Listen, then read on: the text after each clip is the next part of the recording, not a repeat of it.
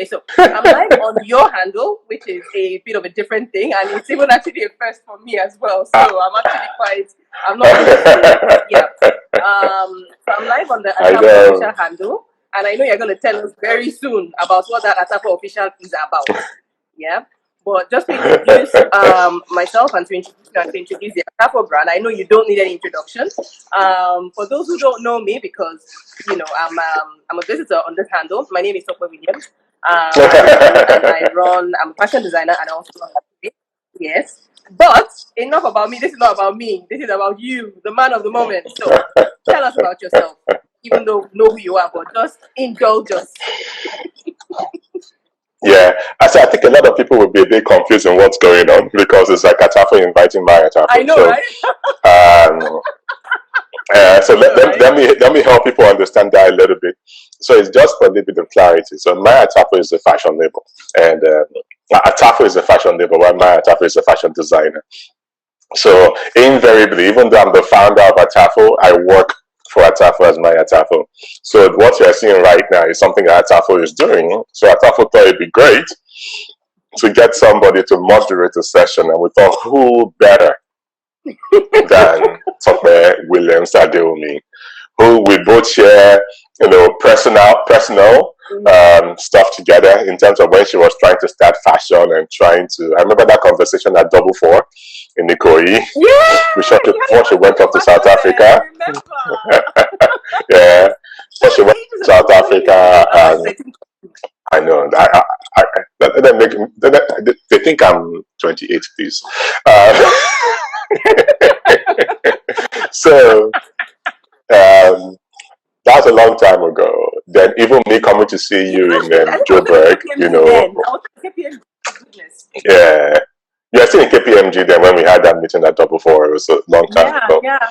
So basically, people have been going live throughout the lockdown. So my team thought it was essential that I went live, and I'm like, I can go live on my page and just gist with people and be happy. But they didn't want me to be happy. They wanted me to come and talk fashion. So my team thought we put this together where, I am invited to the official brand page and answer questions from anyone who has questions. And we take it from there. So for those of you, I'll be shocked if you do not know me, for God's sakes, because you're my handle.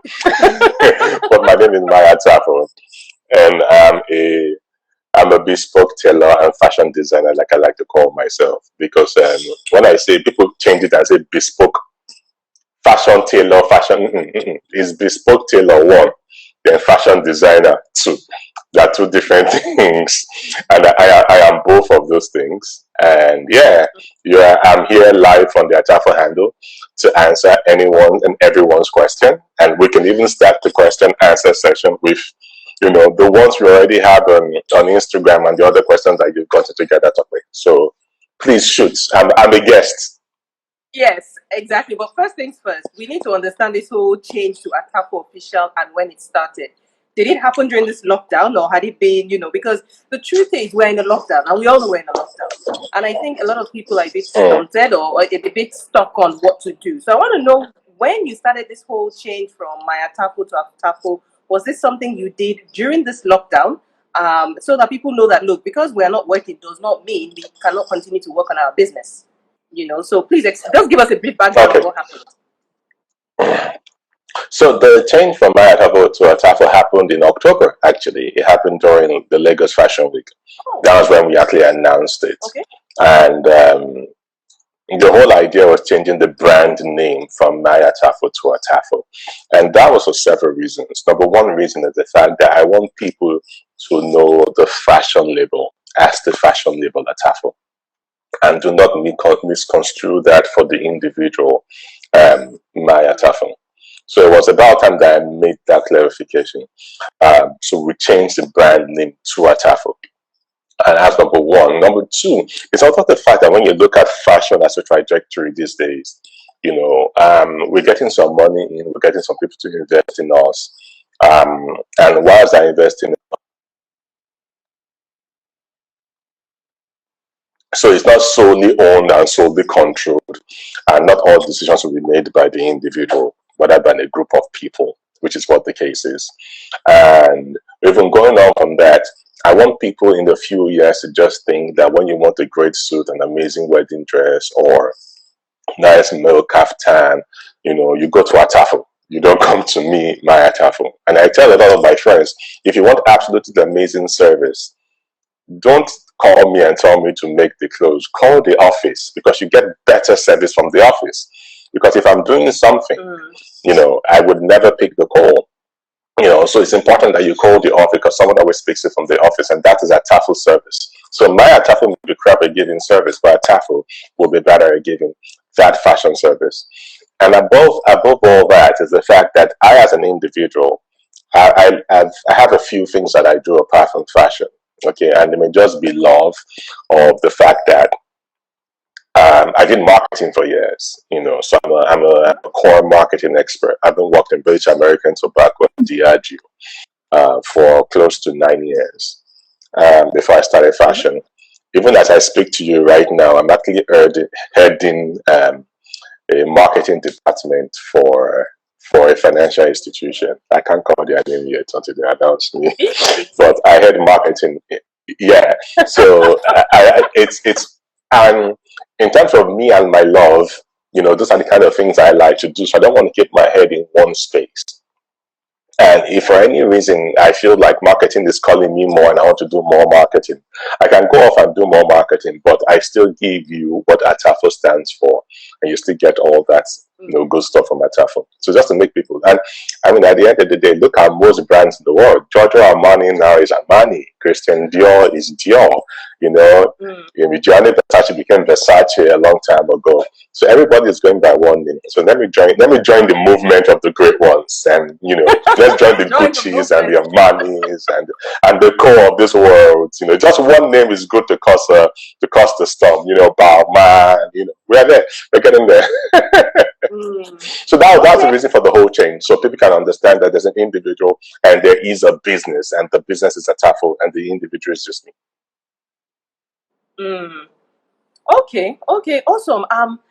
There was something that you said that I thought was quite interesting. You said you're a fashion designer, you obviously own Atafo, and people know you, you're very, known in the industry. But you are also heading a marketing department. So I need to understand the dynamics there. You don't need to mention the company, but the whole diversification of an individual there, you need to go a bit deeper, because I think and I'm coming from the perspective of the fact that a lot of entrepreneurs believe is a I must die there kind of thing. I think there was a time we met about 2-3 years ago that you also said something similar. Because you're running a business, I must die there. And yeah, you must die there because really it's your business. But at the end of the day, it doesn't mean you still can't do other things outside the fashion industry. And because a lot of individuals have a lot of talents. So why should you give up one for the other? Should you give up one for the other? So explain to us that link between the two. I think what I did was even a bit too late, to be honest, because I should have done it a long time ago. And just trying to make people understand these things. And I try to do it in a very simple way. So if you look at someone like Mike Adenoga, he has financial institution, he has telecommunication, and he has what else does he have? Financial institution, telecommunication. He also has petrol, corn oil, right? And those are the businesses that we know. Do you understand? But he's one guy. Okay? So he's running businesses. Now, because we as fashion designers just build everything around us, we are not running businesses. We are running passion, or we're running social enterprises. We're not running businesses. If you're running a business, you can actually set it up and sit at the end of affairs where you are not the operations director, and it still runs. Okay? And that is what I'm trying to set up gradually. It's going to take a lot of pain because I'm a solo entrepreneur. But when you get people to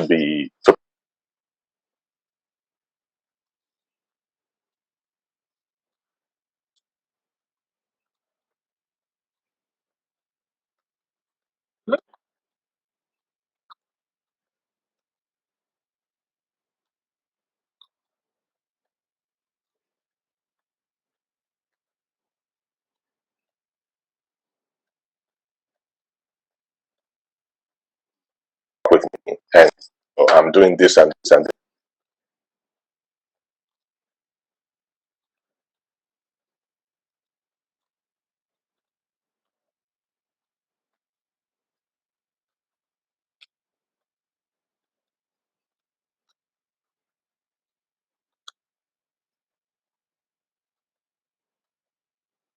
Mm.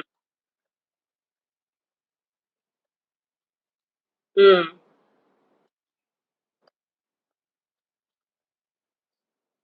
Mm.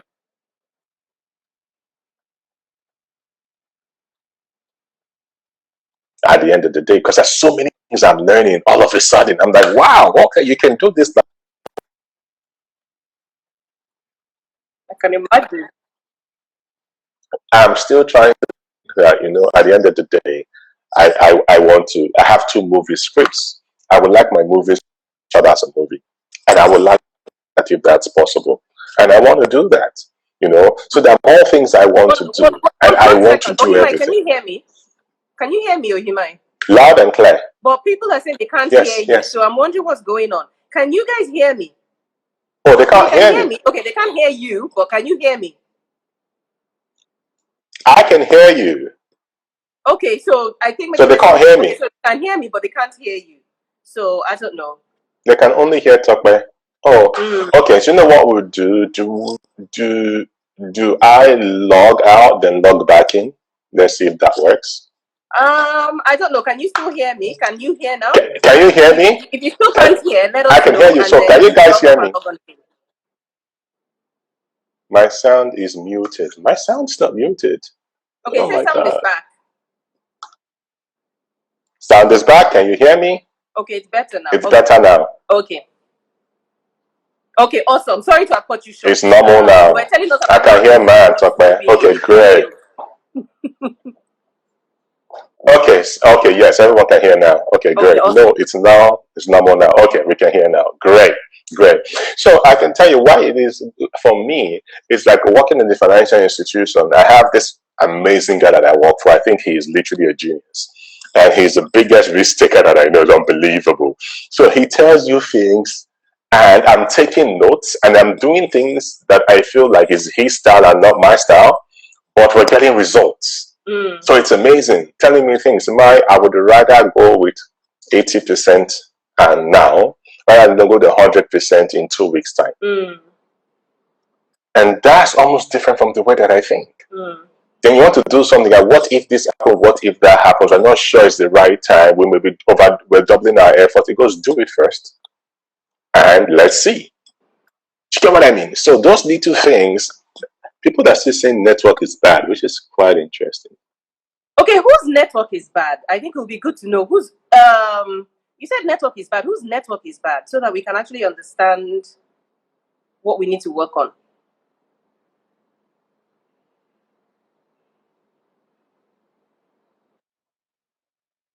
I can hear you, but okay, can you guys hear me? Can you hear me now? Okay. Okay, I think it's better now. Can you hear me now? I've changed to my mobile data. I went off Wi-Fi, so I think Wi-Fi was the issue. Okay. Can you hear now, though? My network. Oh. Can you guys hear me? My network. My, can you hear me? My, can you hear me? My, take time. My keeps freezing. They said your My. It's fine from the US. My network. Yes, it's fine. We can. See, people in South Africa South Africans are fine. The US is fine. Nigeria, are you fine? If Nigeria can hear me, please put your flag up so I know. My network freezing from time to time. That was a London person. We can hear better now. Yeah, okay, I think it's good that you went on your mobile network and everything. But before anything, please, can I just say something? If this place goes dark, just know that they're changing the electricity one way or the other. We live in Nigeria, so it is NEPA. It is NEPA. Sorry, it's PHCN. Sorry, it's PHCN. We know how it works. Okay, awesome. So you're saying Abeokuta is fine. Nigeria is fine. Yeah. So it's almost like things that you even know, right? You just at least see them in action, right? And it makes you even work harder for the person, as well as take those skills on board yourself, which is quite incredible, because I think there's no limit to what you learn. And I always tell people that no matter where you are, if you work for a shoemaker, you will learn something new. So it's amazing what I'm learning, or even the attitude that I'm picking up, or the character that I'm beginning to, change just because I'm working in this new institution. Which is quite amazing, to be honest. So yes, so I'm heading marketing in some financial institution right now, which is absolutely amazing. But I need to ask you a question. I mean, since you run a business and you work in a financial institution, one thing I've always believed is there's no difference between a fashion business and a bank. It's just that the services we offer are different. Now that you're getting, knowledge from the two, what do you think? I mean, is this position correct? Because at the end of the day, for some reason, people in the fashion industry think, oh, you're in fashion, so you should do things differently. But at the end of the day, we are all running businesses. And even though the service or the product is different, the structures still apply. The principles still apply, Now that you're in both worlds, what do you think? I always said this. But that was even before that. When I moved from marketing to fast style fashion, it was the same thing. It was literally the product changed, but you're doing the exact same thing. Yeah. So when people say that, oh, I have one machine, but I want to be as big as you, you can never be as big as me as one machine. You need 30 machines. Do you get what I mean?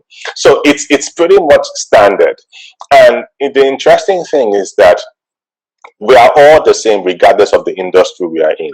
When I do mentorship, I tell people what it takes to start a restaurant business is what it takes to start a fashion business. If you think that a building is important for a restaurant, then a building is important for your fashion business.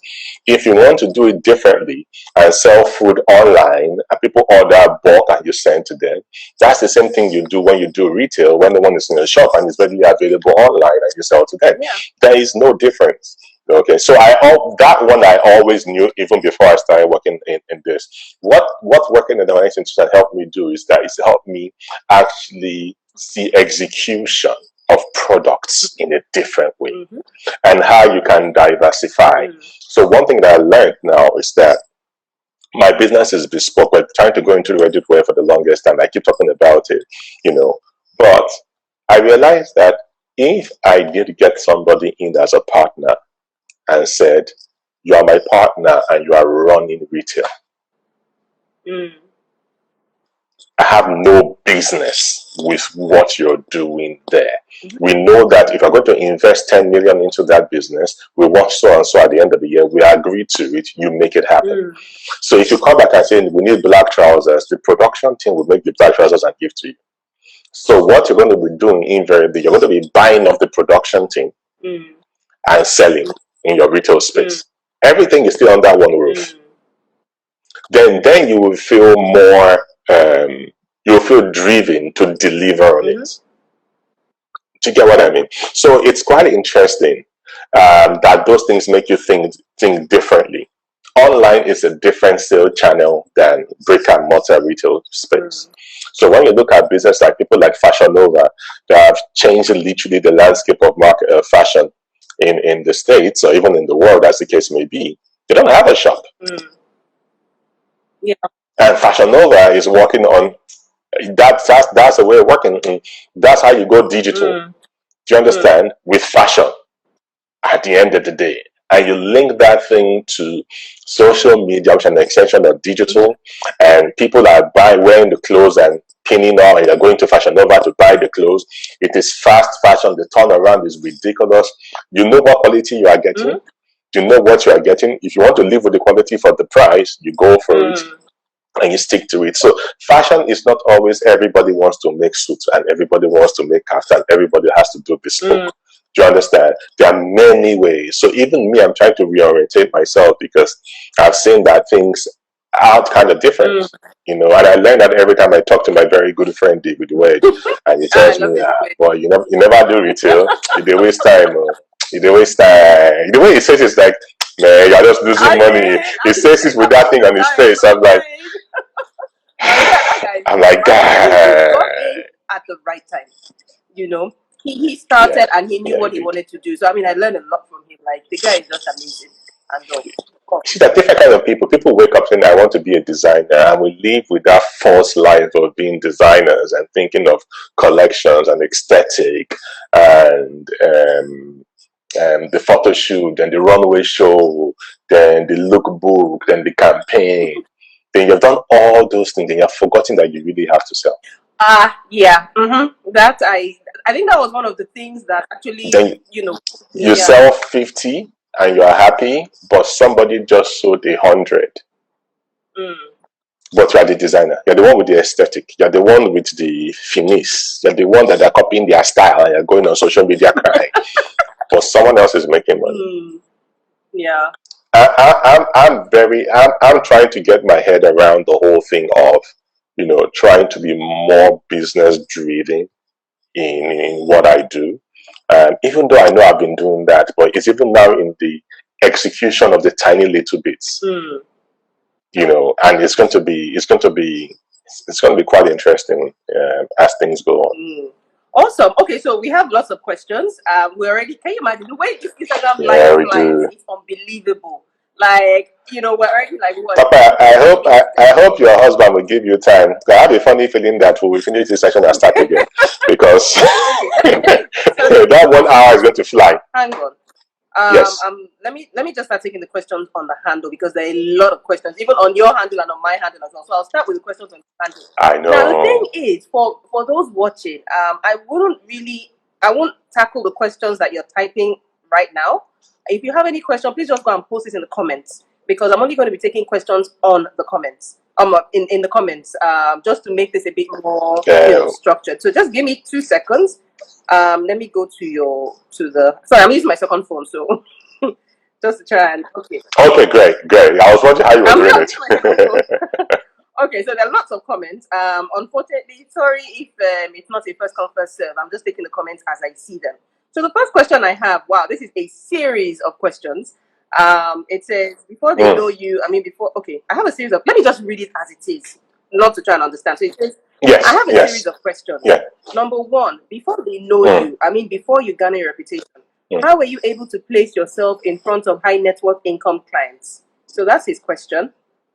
Should I take all his questions and then you answer, or should I take one at a time? Let's take one person's question. So we'll move on to the next. We'll do person by person. Because I know we can get. I'm literally going to try. Yeah. I know myself. Okay, so you understand. I'm typing myself with my other phone. Awesome. So maybe we. So that's the first question. Maybe 3 minutes per question, or maybe 3 minutes per person. Which one? Yeah. So that we can get through as many questions as possible. So you can cut me. You can cut me off. Yeah. Okay. So before they knew me and everything, but dude, listen. No one's going to trust you except they know you. No one's going to trust you except they know you. So you have to build your reputation gradually. Okay? So you can't stand in someone that has a lot of style, a lot of finesse, a lot of money and say, I can make a jacket better than that. He doesn't know you. He would never move this case except he's a family member or a close family friend. Okay? So they need to know you. So you have to start from somewhere, build reputation with the people around you, people in your neighborhood, your friends and where you work at, and take it like that gradually. Then people will start seeing your body of work. You shoot it, put it on Instagram. People start seeing your body of work. And from there, you build a reputation. A good example is Ugo Moye and the Ebuka Agbada. Do you understand? Ebuka went to meet him and said, "So me Agbada." Many people did not know Ugo Moye. I knew him a year before that. Right? And he made one of his designs that he had made several times for several people for Ebuka. And that was it.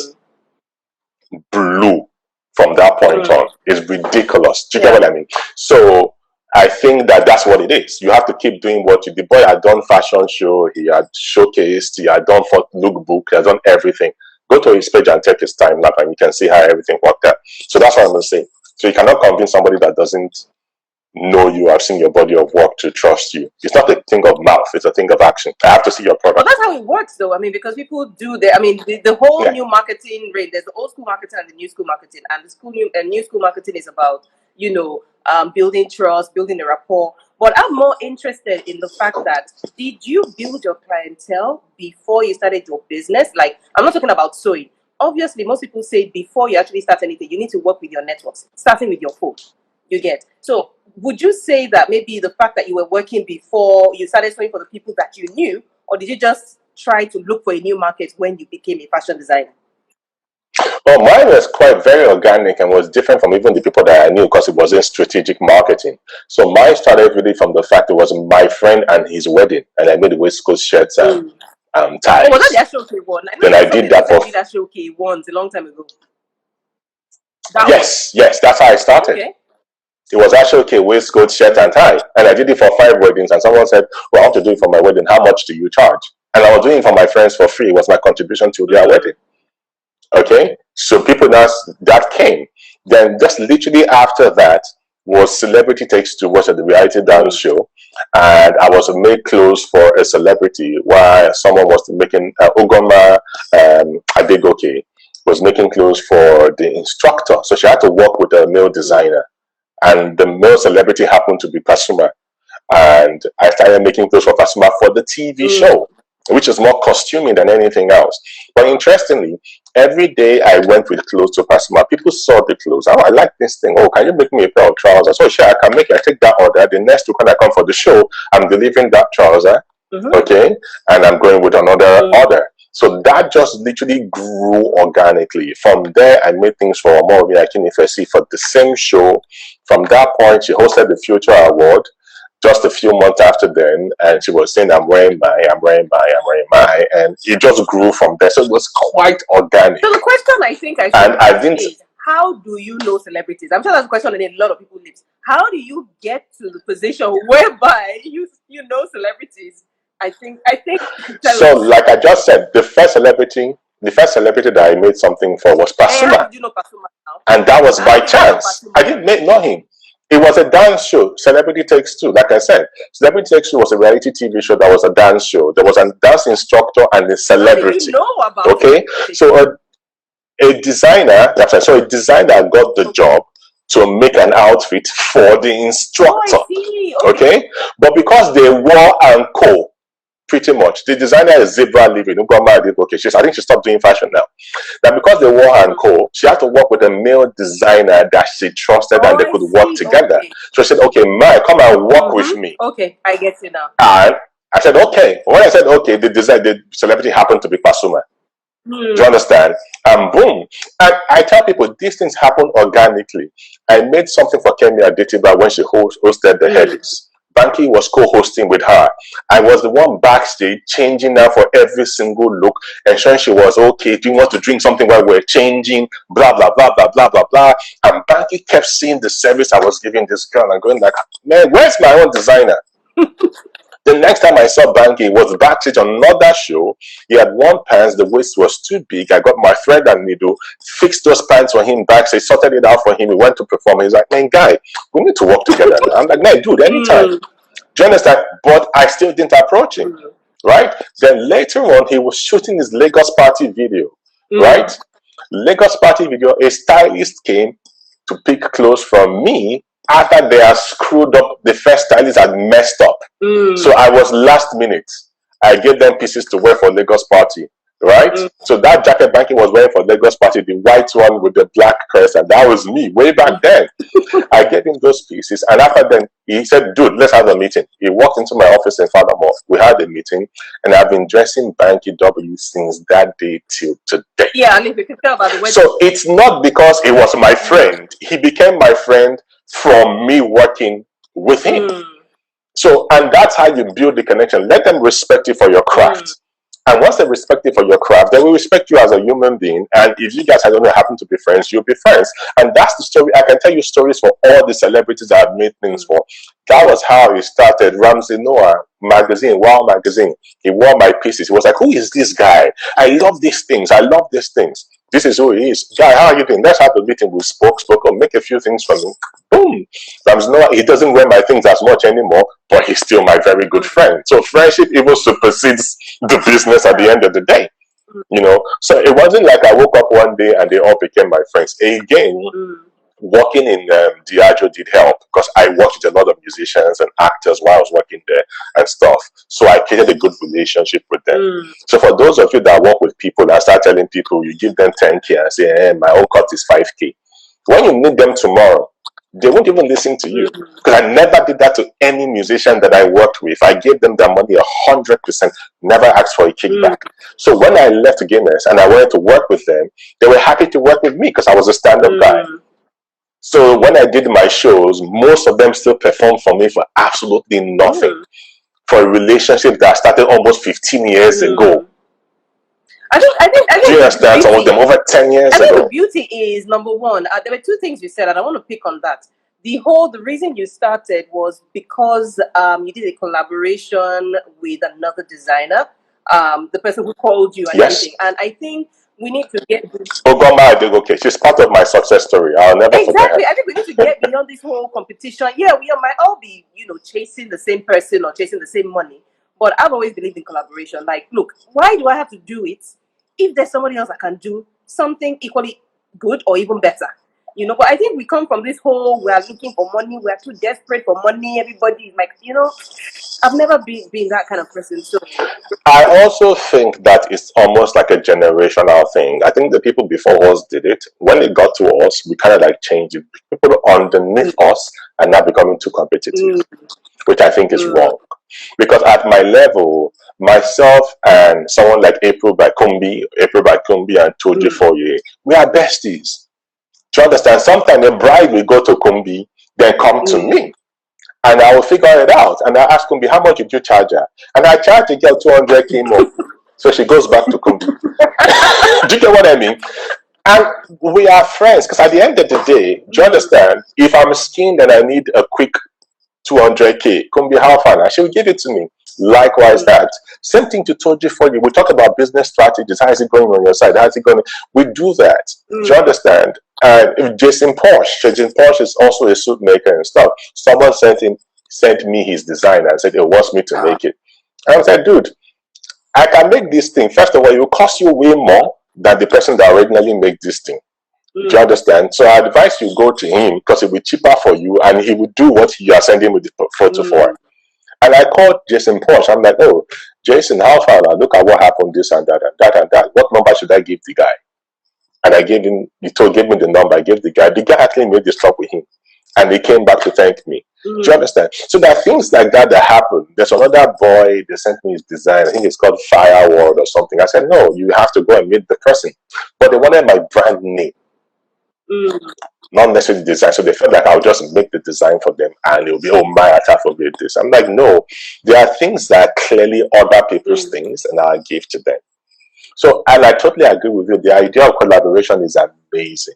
And I'm trying to see if I can even change the narrative when it comes to that. Like, I'm looking for a creative director now for my business. I'm very sure the time will come when I would actually approach a designer and say, you want to be a creative director for one season? Do the collection, take the ball, run the whole thing. So people can start understanding that it's not, creativity is not fight. At the end of the day. It is not fight. And I make you understand that even in the financial institution that I work in, some banks are settlement banks for other banks. Some banks do services for the other banks. They all have different names, but somebody is claiming that clearing agent is this bank. Do you understand? Because first of all, as fashion, you can't do it by yourself. We are just too small with small capital trying to run this big business.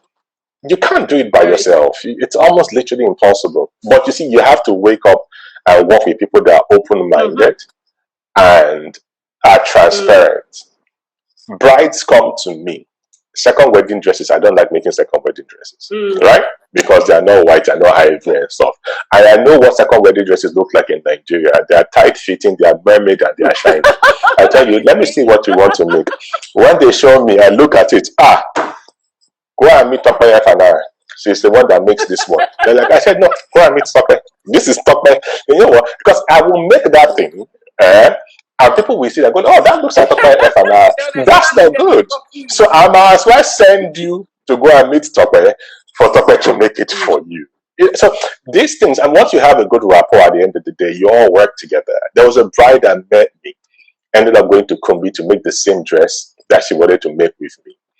Kumbi literally came to meet me when she was having struggles fixing the sleeve on the wedding dress. But that's how it should be, though. And we fixed it, and we sent it, and the bride wore the dress. So it's like, when you do what is yours would come. at the end of the day. Do you understand? People always find it weird or funny. The other awards I went for, I was nominated. Kumi was nominated. Tokwe FNR was nominated.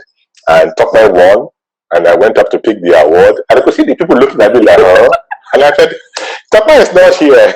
I'm picking up the award for her on her behalf.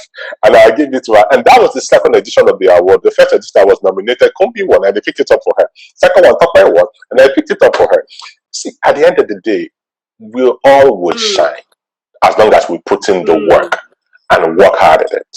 You know, I don't think the competition is the one that will start insulting you, or you know, it's not that deep, to be honest. Okay, let me talk about the second question from the same person. He said, aside Instagram. Let's look at the question. See, you made this question long. It was you. I answered in a short time, but you made it long. You are the moderator. I'm a guest. I'm a guest. Aside, let me just read everything from him. Aside Instagram, what other medium do you advertise on? Do we actually have a luxury brand in Nigeria? Brandon, tell us. I think those are the only three you asked, because you said I should ask for your questions. So I've asked all the questions now, and also. Yes. Yeah, so okay. Do you use only Instagram, and then do we have a luxury brand? Those are the other two things he asked you. Instagram is majorly the ideal way to market because it's cheaper. There's no cost to it. I mean, you can go and buy advert spot on DSTV if you want to. But I also do tactical partnerships. I do tactical partnerships. So every year for the AMVC, I dress someone like Aiko Sakaduwa on stage. I've done it for the last 7 years. And sometimes I don't get paid for it. Sometimes I get paid with advert spots. So when you see my advert on DSTV, like, did my pay for that spot? No, it was a partnership that I did. But you know, I sacrificed a lot for them to be confident in me to do that kind of thing. From Big Brother Africa days when I was doing 13 outfits at no cost at all. Do you understand? So you build a reputation, and that's partnership too, right? Same thing to like Ebuka. Some people don't understand this thing when you use social media. Some people by themselves are a channel to advertise because someone like Ebuka has like 2 or 3 million people that follow him. So there's hardly there are radio stations that get 3 million people that listen to that at the same time. Even TV channels have 3 million people watch that show at the same time at that time. So those people are actually channels. So if you have a good relationship and you know exactly what you're doing, not just give somebody clothes, the person wears it somewhere and you expect to get returns. It doesn't work. You have to be very calculated at the end of the day. So it is still social media, it's still pretty much digital. Word of mouth is very key because that sells your thing. Luxury brand. Sorry, people may kill me when I say this, but I do not believe there's a luxury brand in Nigeria. Because I think that when I look at luxury brands like Louis Vuitton, or I look at luxury brands like Christian Dior, it's a full package experience from the way you see their ads. It's not about how expensive the goods are, and that's what people miss a lot, right? It's the experience that you get generally from the brand. Do you understand? From their buildings, from their ad commercials, from how they do their fashion shows, you know, how they craft their garments and stuff. The whole package, the experience that makes you know that this is luxury. So it's not how expensive it is. You know, it's what it sells to you when you go like, no, you as a human being, not gonna, one day when I make money, it has already gotten you. That's what luxury does to you. Do you understand? So I tell people that if you have money today, what car are you going to buy? They will call G-Wagon, 450 something, AMG, Turbo, this and that. When last did you see the advert for that brand? They've never seen it. They've not seen the ad. They've been sold a dream in their head for years, and they may never buy that car in their lives. But they have been sold that fantasy. So for me, it's a total experience. You know, when it comes to things, it's every touch point. The website is correct. It's on point. When you call that line, it's on point. People pick it up, talk to you nicely. Everything just comes up to that point. And then those pictures, I don't think I get that from any single Nigerian brand that delivers that. Unfortunately, when I walk into a Tom Ford store, even if I feel like I can make this, when I see the guys dressed up in premium Tom Ford in the shop floor, looking like supermodels, speaking intelligently about the product, you're like, wow, man, that is luxury. So what would you call your brand? So in Nigeria, is your brand a luxury brand? I would call my brand a premium. No, at all. It's a premium brand. I would want to, in terms of marketing, I would like to say luxury perceived premium brands. I can touch luxury small. Okay. So it's luxury perceived, but I'm a premium brand. I'm not even. But people think it's price. Yeah, which is why it's a premium So brand. to one person, yeah, people say that to one person my suits are cheap, to the other person is expensive. So the thing is, expensive is relative. It all depends on what. And it's that's very what I tell people. price is relative, Very in general. You cannot even know exactly how much somebody values your product. You might even think, oh my god, let me bill them 1 million or maybe $1 million. I mean, somebody bought a $1 million suit. Do you get? You might think, oh my god, it's so expensive, and the other person think, is it just that? You know, so you can't put a full price on yourself and on your service. You can only try. That's the truth. Okay, awesome. Yeah. So the next question: what is the most essential thing for a young designer? An atelier or shop or a showroom, good packaging or branding, or all three? And he says, as warning, please, this question must be answered. So you are warned. All three. I've answered the question. All three. Okay, so tell us from what. So, like we said, if you are doing a business, if this is a business, if it's a business you are doing the plan, you cannot say that. I'm trying to. If you're in to make money as a proper business, so that means you're probably going to borrow money to start your business and stuff, right? You have to have everything that it takes to own that business. Do you understand? So that's what I believe in. So it may be gradual. So you can start on the back while you're trying to build a reputation, trying to gather your money and trying to do all that. Then when you get to a point about, okay, I am here, and then we now officially launch and let people now know who I am. At that point, you have actually learned. People did not know me when my studio was in Bornu Way in Yaba. Do you understand? Or when I moved to Adekunle in a one-room situation. They didn't know that before I moved to Falamo Shopping Center. Do you understand what I mean? That was when we said, oh, we had an atelier, please come to us. Not the other time, don't come to us, we'll come to you. But right now, if we're coming to you, I want to pay us money for out of office. So you see, it's a different conversation. It takes a while to get there. It does. So I'm just saying that if you have the money to start a business, a proper business, not the one you say business and you're not doing it right, you should have every element of the business ready. And that's not what I did. So I wouldn't say in the first 3 years, 4 years, I wasn't a business. I was trying to be. But now I can tell you that, yes, I'm a business. This is my revenue. This is what I make. This is 25% of my money comes from this. 10% comes from that. This one compensates for this. This is my turnover. This is my gross profit. This is my net profit. I can do all that from my head. I don't need anyone to push me to do that because I now know my business. But I have this one. I need to touch on this question more. Is it really essential to have a shop or a showroom, especially with the way the world is? I mean, look at what happened to Primark. I mean, they didn't have an online presence, and To me, that's the funny thing. That when you look at these things, sometimes, you can not. I won't give what is happening to us right now as an example for anything in life. What is happening to the world right now has defined all business knowledge to anybody. Anyone could have predicted the growth of Netflix. You will never say Netflix would be more valuable than one oil company in 6 months. You get what I mean? Nobody. Nobody can come and tell me that I predicted this. They should shut up. Even economics right now are shocked. Yeah. Everybody is shocked. Everybody that say, start an online business, start an online business, start an online business. Listen, I'm very sure by the time we all go outside again, by God's grace, right? People will change, all this will change. Let me touch to even experience what I've not been experiencing since. Let me go to the mall to go and shop and get that experience. I've missed the experience for the last few months. I've been locked down. So we never know what's going to happen. So no much come and try to tell you that trajectory, this is a lie. That's a fat lie. Do you understand? So till this happened, Primark was a good model. Yeah. Brick and mortar, cheap, affordable, bring it in and sell out. But this has actually crushed them because they were on the roll. Fashion Nova, on the other hand, is not having a problem, like I said earlier. But can you all be Fashion Novas?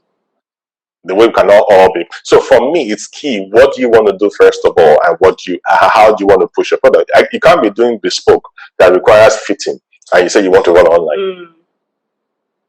Do you get what I mean? So you have to be very clear on what you want to do as a business. And nothing says your business cannot evolve. Nothing says you cannot start with bespoke and shut down bespoke and even go to full ready to wear. Like if you gave me a chance right now, I will stop bespoke and do full ready to wear. Full. It's not even the fact that it's not even that I'm tired. It's just the fact that you know, when I get requests from the US and the UK for my things, and my mindset is that you have to fit, I lose that business. But the person that has done standard sizing will take you through a proper run through to say the shoulders of this is this, the sleeve is 26, the this is that, this is this. Look at this. Does it work for you? This is how you take your measurement. Send you a video of how measurement is taken. That. So they have all the equipment down for you to actually make a decision. And they send you garments because the garment is already pre-made or alter it a little bit. But mine is like it's a bespoke service. You need to pick your button, pick your lining, pick the threading. How do you want your name engraved in your suit? What cut do you want? Do you want half lining, full lining, no lining? You want the hand thread? I was all about that. Do you get what I mean? But now, realistically, some of the Nigerians that I serve do not even know the difference between half canvas and full canvas suit or a fused suit. Many men do not know the difference. Many men do not know half lining. Half lining and no lining is better for the environment that we are in. But I remember making half lining for somebody. He said the suit looked unfinished because the lining didn't cover the whole inside. So, do you get what I mean? So when I take those people's ignorance, I'm like, why am I suffering myself trying to provide this kind of service when they really don't know the difference? Like I can tell you, see people wear suits every day. Some of those suits, I will not touch them with a stick. And a human being's body, the shoulders are too small, they are falling off. The chest is too small, you button and it's jacking up and you call yourself an influencer. What are you influencing? Bad manners? Do you get what I mean? So I don't get it. So there are a lot of things. I was talking to another designer today, and I cannot even call his name. But we're having this discussion by Instagram. And it was about black tie and suits and stuff. And people do not even know what black tie is. They do not know what evening wear is. And they wear evening wear in the daytime. They mix evening wear with formal wear, and they come out and say they are dressing up and they are influencers. Like, to me, you should understand the clothing you're wearing, because if you do not understand the clothing you're wearing, you have no fashion etiquette. It's like you've been in a restaurant and eating with the fork on your right hand and the spoon and the knife on your left. If you think that person is bush, you that is wearing evening wear, mixing with formal wear and wearing something formal, you are equally as bush as the guy doing that. That has no, do you get what I mean? And that's the way it is. It's all called, it's etiquette at the end of the day. It's etiquette. So you need to understand it. It's etiquette. So that's how I say it. So I think that depending on the person's business and what they're trying to run, you may not need to have a space. But if it's something that you need a space for, you have to get that space. Okay. Which question is that one? I'm getting to it. Let me finish with Mai's handle before I get to answer my question. Anyway, let me move on to the next one. It says, I have this fear of sewing for clients, reasons being that the clothes might not fit well, or I might not get the style properly, or the client might complain. I want to learn how to deal with fear. In fact, me myself, I can answer this, but I'll leave it to you to answer. You should learn to make the clothes fit well now.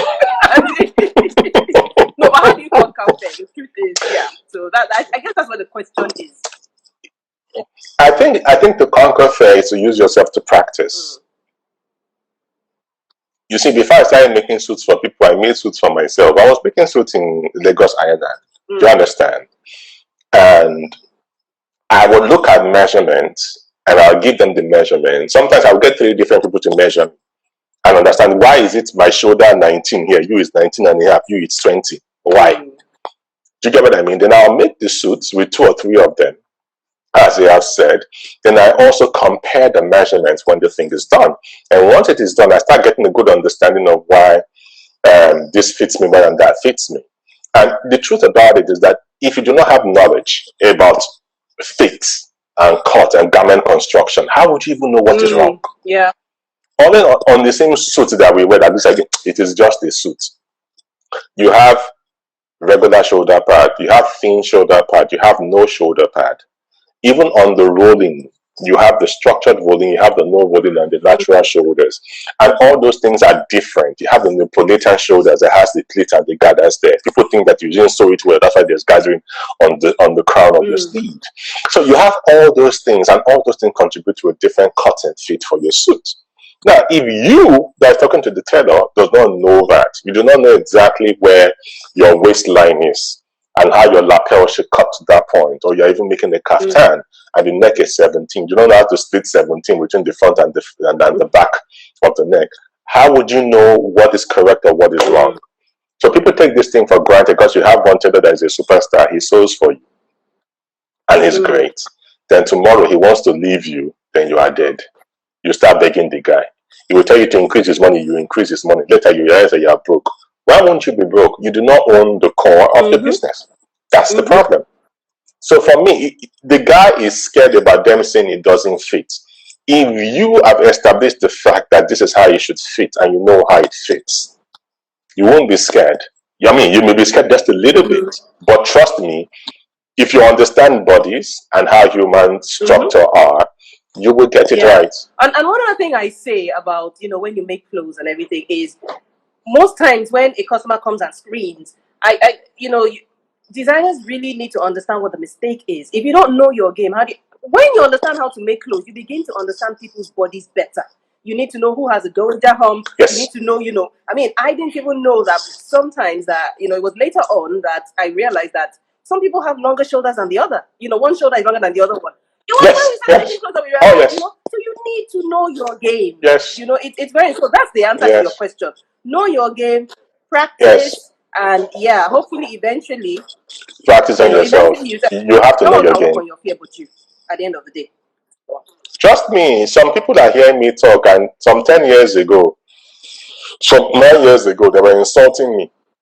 We're having the same issue you were having. I didn't know what I was doing. And they'll be correct. So I will go back and beg them and say, don't be angry, and come back and do it right. Even till recently, again, because some people want their things to fit a certain way on them. So it's not even your problem. It's what their preference. And their preference may not even be ideal for you as a designer. Then you have to do it because that's what they want. So that kind of thing, you may decide, okay, I don't want to sew for you again, sir, because I'm doing it for you, but it's not really the way that I like my things to fit. Because it actually spoils your brand name or what you're trying to push out there at the end of the day. So you can say, sir, I will not do it. I don't want to do it because I know my brand represents. And some of these things are said when you're older in the business, but it's good to say it now. So when you get to that point in your business, you know that, oh, this is what Mai said that day. Okay, so this is the stumbling block. So this is now I'm going to manage that stumbling block right now for me to go past it. Okay? Because people will say, you are saying that now because you are now big, you are established, you are this. I said, yeah, it's true. But even when I started, I didn't know this thing. Nobody told me this thing. It was an industry secret. Let's not they didn't want to tell anybody anything. So let me move on to that's a conversation for another day. There's a question here. He says, I think Rafa J. I hope I pronounced your name well. It says, we have a younger fashion brand that was doing well pre-COVID. Based on what we know today and knowing it will change, what is your best guess on how this business will return? Some think there will be a rush of business. Others think it will return very slowly with the new social distancing rules. Guy,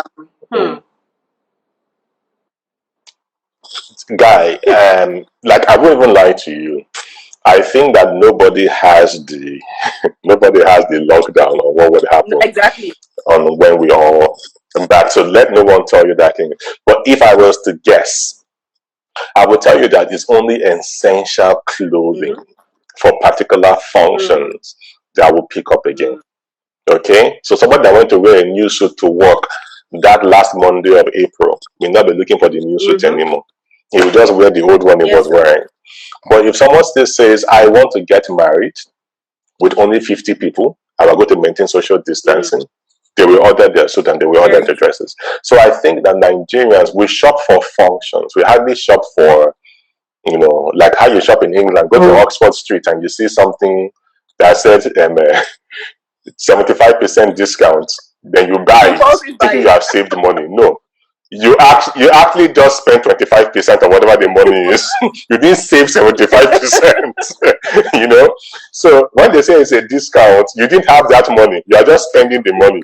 So I think that as things unveil gradually, you start understanding what's going to happen. But I don't know what's going to happen. I don't think that people will rush and come and say, "Oh my, now I want a sequence to just to finish them." Finishing who now? Do you get what I mean? So I think it'll be a gradual process, but it will be functional clothing that will sell. Okay. Like once I get out of here, I want to buy new inner vests. Awesome. Because that's all I've been living in. Okay, so there's another one that says, this one, like I said, this is also a question. James Handicraft. How do you handle family, friends, and clients who repeatedly refuse to pay up their balance after delivery of clothes? I saw that question. My guy. See, there's no way to deal with this. But the truth be said, if you make for them once and they do not pay balance, don't make for them again. Why are you running at a loss? It's simple. There are people that I've made things for knowing that they will not pay. But I feel like that loss of money is also loss of bad business. So it would never repeat itself again.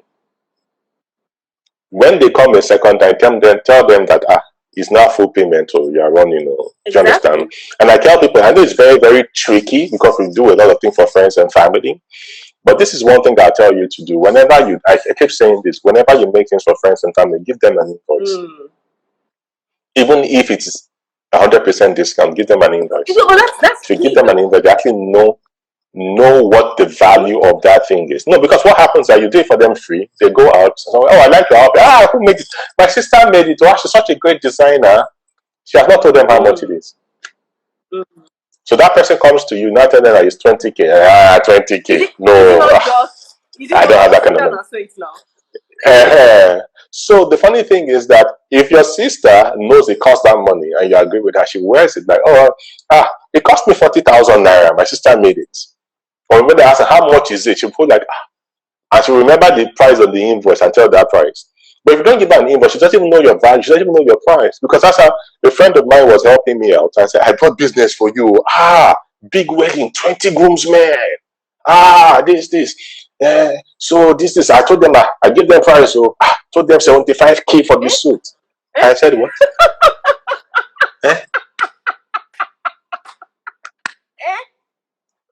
He said at that time, I said, dude, you made suit with me almost 10 years ago. And even at that point in time, I gave you like almost 50% discount. So you've got to go and bring 20 suits for me and you give them price. And you came back to me with 75K. See, that guy was trying to help you. But he didn't know the price. So it's key that family and friends. But dude, if you make it for them once they don't pay, don't make it for them. Be constantly busy. Just be constantly busy. And to be honest, try to take a down deposit and make sure your down deposit actually covers the total cost of that garment, plus production, plus everything, and small interest for yourself. And tell them that is just the down deposit that you require. So if they do not pay, you're not at a loss. And can I just, Mike, take the down deposit. They don't pay the balance, not a loss. Add to that. If you are even giving somebody a discount, right?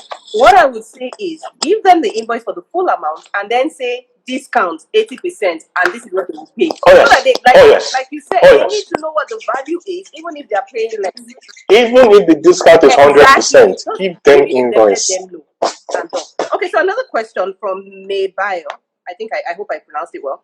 He says, I've really been trying so hard to establish a fashion line, though finance is one of the setbacks in getting visibility, but I'm trying to take care of that by saving up. My question is this: what else do I need to start this business? Guy, that's not the question I should. That's not the question I should be answering. I'll tell you to go and do your research, to be honest, because I find that a lot of people do that these days, and sadly, it kind of like annoys me, where they've not thought through what they want to do, and they have a chance with you, and they ask you such a pedestrian question, and it's so annoying because sometimes, I want to have a sitting with Sanusi, the former emir of Kano, or Tom Ford. When I sit with him, I will not tell me how you started. I know how you started. I've researched it. I knew when he worked for Pirelli, to when he worked for Gucci, they brought over his son Laurent. I knew all that. I knew what he did after he left the business. I knew what he did when he started Tom Ford.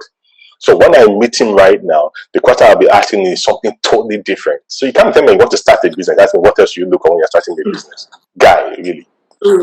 I choose not to. He should actually do his research. He should do his research. And it's not about fashion. It's about any business in life. You do your research. I would say go to a fashion school. Go and learn what you want to do. By the time you sit in fashion school, and sadly, there are many tailoring schools in Nigeria, some of them are not fashion schools, are tailoring schools. Please go to a fashion school. Go to Martwayne. Go to a fashion school. Go to a fashion school. Don't go to a tailoring school, because if you can sew 6-piece skirt, I think my people, some of my now people, that they know. In fact, let me know. It's not, now that I finished saying the 6-piece skirt, now what's the next thing now? So fashion, you can sew boo boo. What's the next thing? Fashion the Joe says, I just want to know how I can build confidence in customers at the first calling. So how do you boost your confidence? Yes, Mama Swing people, I'm waving to you. So he wants to know how to I think that if you customers for the first time. I think it's when you see, confidence in your product gives you confidence. If you have built your craft to a point and you know your onion, do you understand? In front of the customer, you are definitely confident. I think a lot of people are trying to fake confidence rather than actually build the confidence. So it's not about faking confidence. It's about actually knowing your thing. There are some parts of fashion right now that people will discuss. You just leave me hanging. I won't even enter that conversation with you. Do you understand? If you want to start discussing lingerie tomorrow now, you have lost me. Do you understand? And I do not want to even know how it is. If it becomes the biggest part of fashion tomorrow, I would rather hire someone that would take care of the lingerie part of my business and put them in the forefront of the business to run it. Do you understand? So I wouldn't even lie. You can't learn everything. So if you're trying to build confidence in front of the client, the most important thing is that what you are sending to that client, know exactly what it is, how it works, understand how his body works, so you can break it down to him. What I do with customers, when they come into my office and they wear a suit, and I tell you, I ask them first of all, do you like what you're wearing in this suit? They even start getting intimidated immediately, first of all, when I ask them the question. You like the fit, you like everything. Yeah, I said, okay, fine.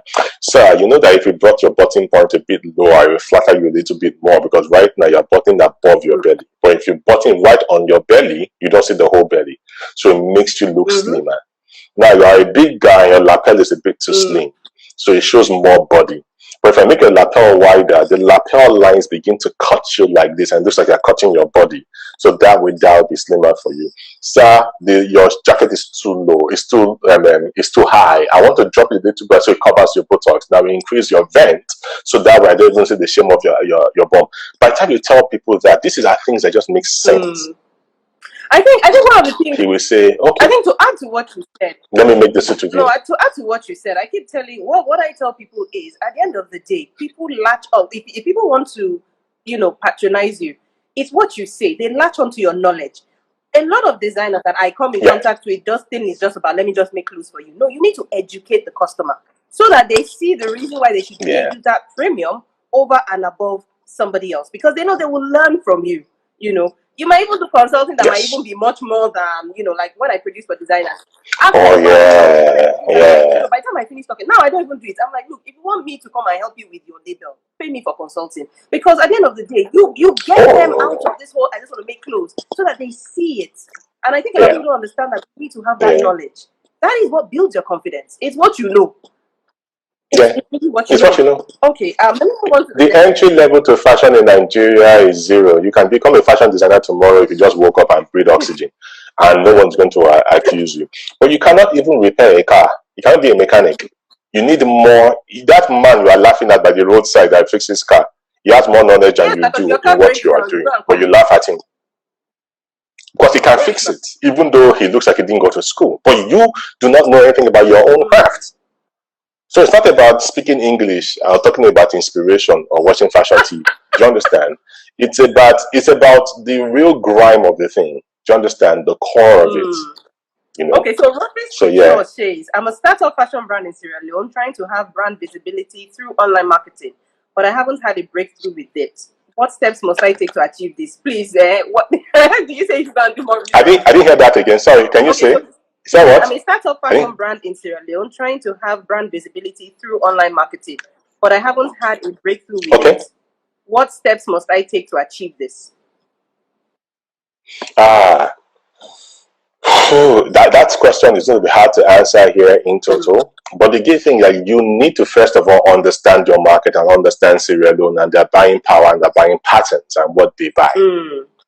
Okay, then you have to also figure out that who is really on Instagram and how things. Like I give you a good example of my business right now. Yeah, I have more female followers on the brand on the Atafo page than male followers, right?